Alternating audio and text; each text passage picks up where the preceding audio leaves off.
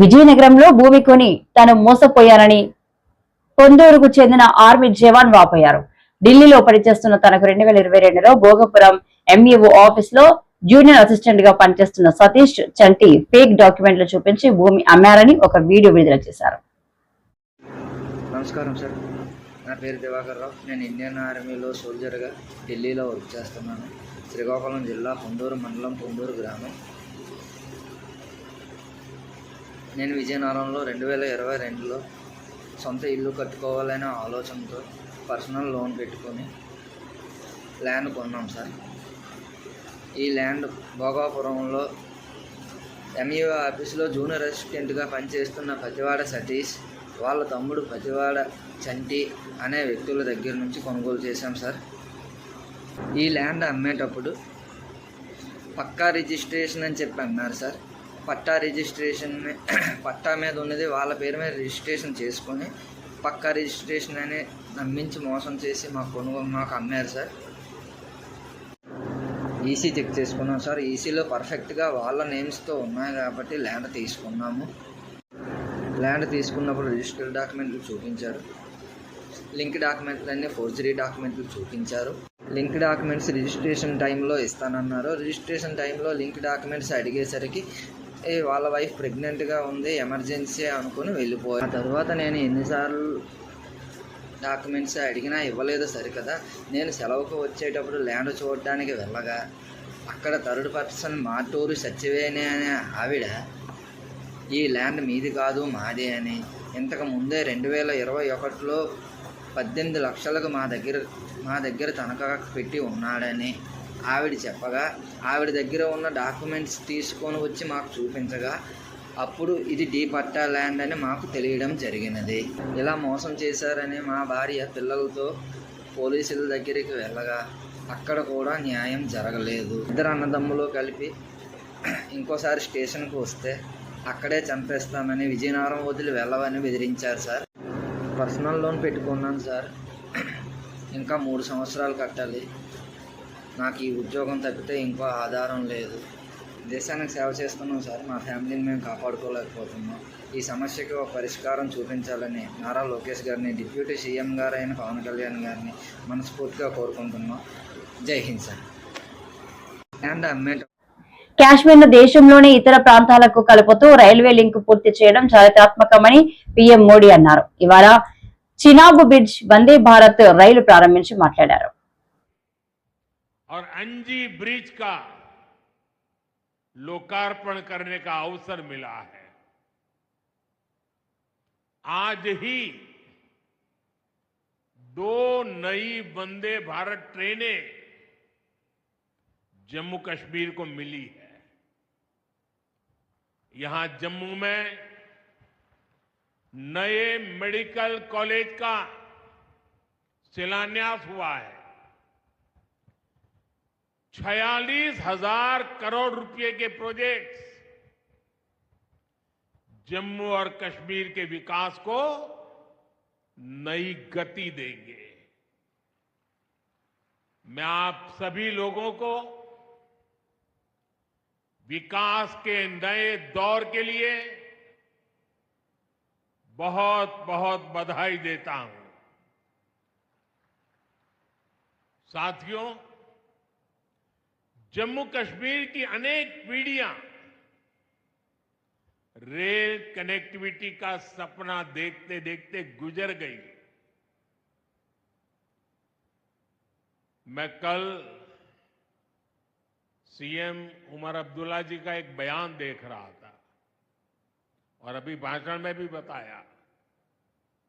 वो भी बोले थे कि जब वो 7वीं 8वीं में पढ़ते थे तब से इस प्रोजेक्ट को पूरा होने का इंतजार कर रहे थे। आज जम्मू कश्मीर के लाखों लोगों का सपना पूरा हुआ है।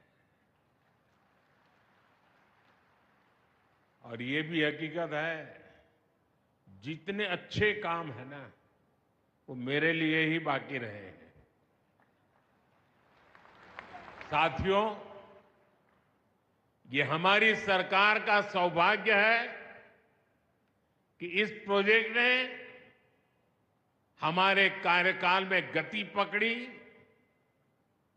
और हमने इसे पूरा करके दिखाया। बीच में कोविड के कालखंड के कारण भी अनेक मुसीबतें आई, लेकिन हम डटे रहे। साथियों, रास्ते में आने जाने की मुश्किलें, मौसम की परेशानी, लगातार पहाड़ों से गिरते पत्थर, ये प्रोजेक्ट पूरा करना मुश्किल था, चुनौतीपूर्ण था। लेकिन हमारी सरकार ने चुनौती को ही चुनौती देने का रास्ता चुना है। आज जम्मू कश्मीर में बन रहे अनेकों ऑल वेदर इंफ्रास्ट्रक्चर प्रोजेक्ट इसका उदाहरण है। कुछ महीने पहले ही సామాన్యులకు భద్రత ఇవ్వలేని పోలీస్ డిపార్ట్మెంట్ ప్రధానమంత్రి వస్తే భద్రత కల్పించగలరా? పోలీసులే చట్టాన్ని అమలు చేస్తే ఇంకా న్యాయస్థానాలు ఎందుకు? పోలీసులే చట్టాన్ని ఉల్లంఘించడం ధర్మమా? బాధితులు, ఇంట్లో పెళ్లి కావాల్సిన ఆడపిల్లలు ఉన్నారు. తెలుగు శక్తి అధ్యక్షుడు బివి రామ్. నమస్కారాలు. నా పేరు బివి రామ్, తెలుగు శక్తి అధ్యక్షుడిని. ఈరోజు పోలీసులే చట్టం అమలు చేస్తే ఇక న్యాయస్థానాలు ఎందుకని చెప్పి ప్రశ్నిస్తున్నాం. మనం తెనాలి ఘటన చూసాం. పోలీసులు ఎంత బేభత్సంగా చితకబాదారో. ఎందుకంటే వాళ్ళకి కుటుంబం ఉంటుంది, ఆడపిల్లలు ఉంటారు. మరి ఈరోజు వాళ్ళు చేస్తున్న నిర్వాహకం వల్ల మరి ఆ ఇంటి ఆడపిల్లలకి పెళ్లి సంబంధం జరుగుతాయని చెప్పి ప్రశ్నిస్తున్నాను. మరి హోమ్ మినిస్టర్ అనిత గారు స్పందిస్తూ ఏదో పోలీసులు చేయకపోతే చేయలేదంటారు, చేస్తే చేశానని చెప్పి అంటున్నారు. మరి గతంలో ఇదే పోలీస్ డిపార్ట్మెంట్ మిమ్మల్ని కూడా పోలీస్ జీప్ ఎక్కించిన సందర్భాలు ఉన్నాయి, ఇంట్లో నిబంధన సంబంధాలు ఉన్నాయి. మరి నాడు కూడా మీకు జరిగింది. అంటే మీకు జరిగింది ఇప్పుడు జరుగుతుందంటే అంటే ప్రభుత్వాలు మారినా, ఏ పార్టీ అధికారం వచ్చినా సామాన్యులను ఇబ్బంది పెడతాం, ఈ చట్టాలు న్యాయాలు సామాన్యులకి వర్తిస్తాయి, మాకు కాదు అన్న అహంభావంతో ఇవాళ ప్రభుత్వాలు వ్యవహరిస్తున్నాయి. అంటే ఫ్రాంక్ చెప్పాలంటే వీళ్ళ రాజకీయ నాయకులు కాదు, వీళ్ళు ప్రజల్ని దోచుకు తింటున్నారు, ప్రజల్ని పీడిస్తున్నారు. అంటే ఈరోజు ప్రభుత్వానికి ఎటువంటి ఆత్మాభిమానం లేకుండా ప్రజలు ఆత్మగౌరవం మడిగలుగుతున్నారు. దీన్ని తెలుగు శక్తి తీవ్రంగా ఖండిస్తున్నాం. ఎందుకంటే మాకు పార్టీలు ముఖ్యం కాదు, ప్రజలు ముఖ్యం. ప్రజలు ఓటేసి గెలిపిస్తే ఈరోజు ప్రజలనే చితకబాది స్టేకి వెళ్ళిపోయిందంటే అంటే ఇది రాక్షస ప్రభుత్వమా ప్రజాప్రభుత్వం ప్రశ్నిస్తున్నాం. తప్పు చేస్తే అరెస్ట్ చేసి కోర్టు ప్రొడ్యూస్ చేసి జైల్లో పెట్టండి. మీరెవరు తీసుకుంటానికి? ఇంకా మీ చేతిలో పడినప్పుడు న్యాయస్థానం మూసిపడ తప్పండి. ఇంకా న్యాయస్థానం అక్కర్లేదు. అనిత గారు పక్కన కూర్చుంటారు, పోలీసులు పక్కన కూర్చుంటారు, స్పాట్ తేలి చేస్తారు. అంటే వాళ్ళు న్యాయస్థానం కూడా అపాసపాలు చేసుకొస్తున్నారు. మరి జగన్మోహన్ టైంలో ఇలాంటి అపాసపాలు చేయలేదు, న్యాయస్థానం చేయలేదు. మరి ఇవాళ న్యాయస్థానానికి గౌరవం లేకుండా ముఖ్యమంత్రి గారు ప్రభుత్వం తయారైందంటే నిజంగా బరితెగించేసింది. ఇవాళ ఒకటే అడుగుతున్నాను పవన్ కళ్యాణ్ గారిని. ఇవాళ పవన్ కళ్యాణ్ ఎక్కడ పదరకుండా ఉన్నారు, నోరు చెప్పట్లే. అంటే మీరు నాడు ఏం చెప్పారు, వాళ్ళు ఏం జరుగుతుంది, ప్రజలు అన్నీ చూస్తున్నారు. ఈరోజు ప్రజాస్వామ్యాన్ని కూలీ చేస్తున్నారు, రాష్ట్ర అభివృద్ధి తూట్ల పొడుస్తున్నారు. అసలు అభివృద్ధి అనేది లేదు. ఈ సంవత్సరం పాలనలో అభివృద్ధి ఏం చేస్తారో అడుగుతున్నాం. ఇవాళ అసలు రాష్ట్ర హోంమంత్రి ఎవరైనా ప్రశ్నిస్తాం ముఖ్యమంత్రి గారిని. ఓ పక్కన పల్లా అనుచరులు మా పల్లా శ్రీనివాసం కాబోయే ముఖ్యమంత్రి అని హోంమంత్రి అని చెప్పి చెప్పుకుంటున్నారు. ఇవాళ పోలీస్ కమిషనర్ గారు సిఐకి చెప్పినా సరే, ఏసీపీకి చెప్పినా సరే మేము పట్టించుకోం. అంటే పోలీస్ డిపార్ట్మెంట్నే ఇక్కడ స్వరంలో వేళ రాజకీయ పార్టీలు తయారైనాయి. అంటే ముఖ్యంగా తెలుగుదేశం పార్టీ నాయకులు తయారయ్యారు, ఎమ్మెల్యేలు తయారయ్యారు. మరి సామాన్యుడికే భద్రత ఇవ్వలేని పోలీస్ డిపార్ట్మెంట్ రేపు ప్రధానమంత్రి వస్తే మీరు భద్రత ఇవ్వగలరా అని చెప్పి ప్రశ్నిస్తున్నాం. ఎందుకంటే మాకు ప్రధానమంత్రి భద్రత ముఖ్యం. మరి ఈ పోలీస్ డిపార్ట్మెంట్ సామాన్యుడికి భద్రత ఇవ్వలేకపోతున్నారు. మరి ఈ రోజు వరకు కూడా కమిషనర్ ఆఫ్ పోలీస్ గారు ఫోన్ చేసి కూటమి ప్రభుత్వం ప్రజలకు ఇచ్చిన మాట తప్పి చేసిన మోసాన్ని నిరసిస్తూ వైఎస్ఆర్సీపీ పోరాటం చేస్తుంది.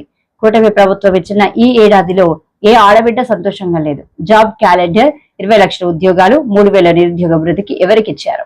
ఉచిత బస్సు ప్రస్తావన లేదు అని కోర్ల శిరీష, టెక్కలి వైఎస్ఆర్సీపీ మహిళా నాయకురాలు. జగన్మోహన్ రెడ్డి గారు అధికారంలోకి వచ్చిన ఏడాదిలోనే ఇచ్చినటువంటి వాగ్దానాలన్నీ కూడా నెరవేర్చారు. కానీ కూటమి ప్రభుత్వం సూపర్ 6 హామీలతో అధికారంలోకి వచ్చి ఒక్క హామీని కూడా పూర్తి స్థాయిలో అమలు చేయలేనటువంటి పరిస్థితి ఈరోజు రాష్ట్రంలో నెలకొంది. వారు ప్రజలకు ఇచ్చిన మాట తప్పి వారు ప్రజలకు చేస్తున్నటువంటి మోసానికి నిరసిస్తూ ప్రజల పక్షాన వైఎస్ఆర్ కాంగ్రెస్ పార్టీ పోరాటం చేస్తుంది. ఎందుకంటే అన్ని వర్గాల ప్రజలు కూడా ఈరోజు అసంతృప్తి చెందుతున్నారు. మరి మనం చూసుకుంటే కూటమి ప్రభుత్వం ఏర్పడి ఈ రోజుకి ఏడాది అవుతుంది. ఈ ఏడాదిలో ఏ ఆడబిడ్డ అయినా సరే సంతోషంగా ఉందా? ఆడబిడ్డ నిధి కింద 1500 ఇస్తామని చెప్పి ఎంతమందికి ఇచ్చారు?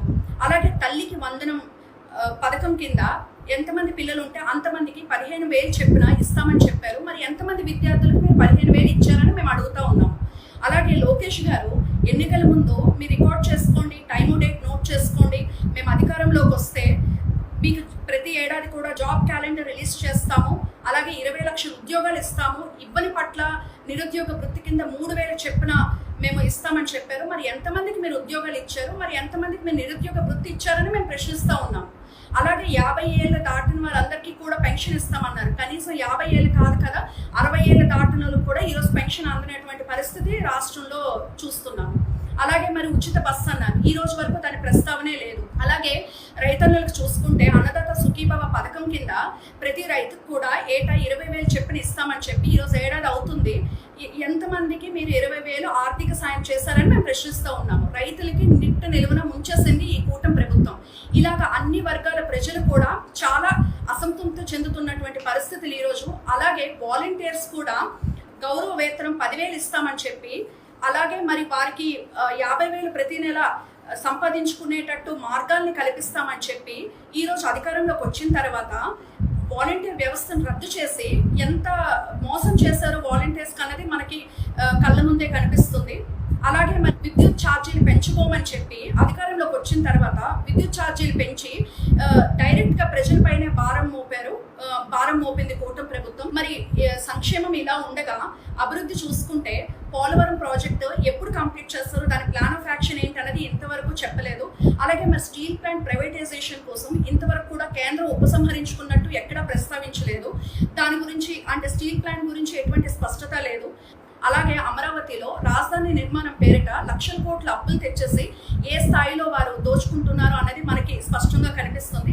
అలాగే ఊరు పేరు లేనటువంటి కంపెనీలకి 90 పైసలు రూపాయికి భూములు కట్టబెట్టడం కూడా మనం చూస్తూ ఉన్నాము.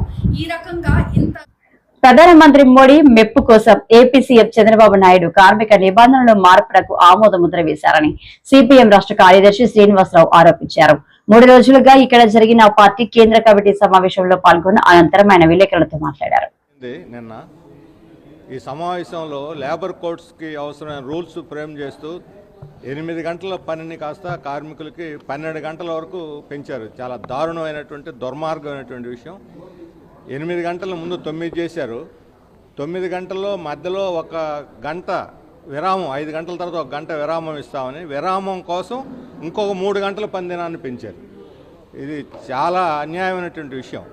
ఒకవైపు నిరుద్యోగం పెరుగుతూ ఉంది, టెక్నాలజీ పెరుగుతుంది. పెరుగుతున్న టెక్నాలజీలో పని తగ్గుతుంది మనుషులకి. అందువల్ల పని దినాలు తగ్గిస్తే ఎక్కువ మందికి ఉద్యోగాలు వస్తాయి. ఎక్కువ మందికి ఉద్యోగాలు వస్తే కొనుగోలు శక్తి పెరుగుద్ది, పరిశ్రమలు అభివృద్ధి అవుతాయి, ఆర్థిక వ్యవస్థ కూడా ఇంకా వేగంగా పరుగులు తీస్తుంది. ఉద్యోగాలు ఇవ్వకుండా ఉన్నవాళ్ళ మీద భారం పెట్టారు. పైగా 4 గంటలు అదనంగా పెంచి 8ని 12 గంటలు ఇప్పుడు చేసి జీతం మాత్రం ₹1 కూడా కనీస వేతనం పెంచలేదు. సౌకర్యాలు పెంచలే, జీతం పెంచలేదు. ఒకవైపు ధరలు పెరుగుతున్నాయి, జీవన ప్రమాణాలు పెరుగుతూ ఉన్నాయి, అప్పులు పాలవుతున్నారు జనం. ఇన్ని సమస్యల మధ్య జీతాలు మాత్రం పెంపుదల గురించి ఏమాత్రం ప్రకటించకుండా, ఆలోచించకుండా దాని గురించి అమానవీయంగా, చాలా అన్యాయంగా ఈరోజు ఈ 4 గంటల పని విధానాన్ని పెంచడం అనే దాన్ని మేము తీవ్రంగా వ్యతిరేకిస్తున్నాం. ఒకవైపు మోడీ ప్రభుత్వం లేబర్ కోడ్స్ తెచ్చింది. ఈ లేబర్ కోడ్స్కి వ్యతిరేకంగా రేపు జూలై 9వ తేదీన జాతీయ సమ్మె జరగబోతున్నది. ఇప్పుడు వాటికి రూల్స్ ఫ్రేమ్ చేసి మోడీ యొక్క దీన్ని ఆయన ఆశీర్వచనాల కోసం, ఆయన మెప్పు కోసం ఈరోజు ఈ రూల్స్ ఫ్రేమ్ చేసి కార్మికుల మీద వేయరానటువంటి భారం వేస్తూ ఉన్నారు. దీన్ని మొత్తం కార్మిక వర్గం అందరూ కూడా, శ్రామికులందరూ కూడా గట్టిగా ప్రతిఘటించాలి, దీన్ని వ్యతిరేకించాలని చెప్పి కోరుతున్నాము. ప్రభుత్వం ఎప్పటికైనా సరే ఈ రూల్స్ని, లేబర్ కోడ్స్ని ఉపసంహరించుకొని అంతకుముందు ఉన్నటువంటి లేబర్ లాస్ని పునరుద్ధరిస్తేనే కార్మికులకి న్యాయం జరుగుతుంది. ఇప్పుడు ఈ మధ్యలో విశాఖ స్టీల్ ప్లాంట్లో ఒక్కసారిగా 4,500 మంది కార్మికుల్ని, కాంట్రాక్ట్ కార్మికులను ఉదుటిన రాత్రికి తీసి పారేశారు. వాళ్ళు సమ్మెలు చేశారు, సమ్మెను అణిచేశారు, వాళ్ళు బెదిరించారు, అదిరిచ్చారు. ఇప్పుడు దాదాపు 3,000 మందిని నెలకు పంపించారు, ఇంకొక 1,500 మందిని పంపించడానికి సిద్ధపడుతున్నారు. అంటే ఈ రకంగా నడి వయసులో ఉన్నవాళ్ళు పిల్ల జల్ల అప్పుడప్పుడు స్కూలుకు పోతూ జీవితాలు స్థిరపడక ముందే వాళ్ళ ఉద్యోగాలు ఒడగొడితే వాళ్ళు ఎలా బతకాలని చెప్పి అడుగుతున్నాను. 14,400 కోట్లు ప్యాకేజీ, ఇది చాలా మోసపూరితమైన ప్యాకేజీ విశాఖపట్నానికి ఇచ్చారు.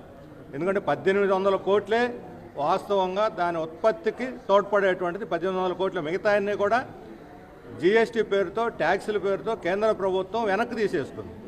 అట్లాగే బ్యాంకు అప్పులకు జమ వేసుకుని జీఎస్టీ కింద మళ్ళీ దొంగతనాలు, అత్యాచారాలు, పోలీసులపై హత్యాయత్నాలు చేయాలి, జైలుకు వెళ్ళండి, నేను వచ్చి పరామర్శిస్తానని జగన్ తన కార్యకర్తలకు చెప్తున్నారా అని టీడీపీ నేత ఆనం వెంకటరమణారెడ్డి నిలదీశారు. ఈ మేరకు ఆయన మీడియాతో మాట్లాడుతూ, రోడ్లో కొట్టాలా, చంద్రబాబు గారిని రోడ్లో కొట్టాలా అనే మాట జగన్మోహన్ రెడ్డి నోట్లో నుంచి వచ్చింది. ఈరోజు నేను అడుగుతున్నా, చంద్రబాబు నాయుడు గారి మీద, సిబిఎన్ గారి మీద ఉండే కేసులు 24. ఆ 24 కేసుల్లో 22 కేసులు నువ్వే పెట్టావు. నువ్వో మీ తండ్రి గారో ఎవరో మీరిద్దరే పెట్టారు. దాంట్లో 2 కేసులు మామూలు కేసులు, మిగతా అన్నీ కావాలని పెట్టిన కేసులు అనే విషయం నీకు బాగా తెలుసు. ఏంది 22 కేసులు? ఉచిత ఇసుక పేదవాళ్ళకి ఈ ఉచిత ఇసుక ఇచ్చిన దానికి, ఫ్రీ శాండ్ ఉచిత ఇసుక ఇచ్చిన దానికి ఒక కేసు, సిబిఎన్ గారి మీద ఒక కేసు.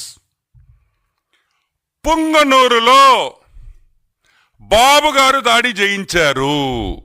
బాబు గారు పోయి పొంగనూరుకు పోయి హెలికాప్టర్లో పోయి ఆడ దాడి చేయించారు, అదొక కేసు. పబ్లిక్ మీటింగ్లో జనాల్ని ఇబ్బంది పెట్టాడు, అదొక కేసు. సభలో, ఒక పబ్లిక్ మీటింగ్లో, ఒక సభలో లౌడ్ స్పీకర్లు వాడారు, అది ఒక కేసు. తిక్క చాదస్తం కాకపోతే అసలు ఈ కేసులా? కరోనా మీద అవగాహన చేసిన దానికి సోషల్ మీడియాలో ఒక కేసు.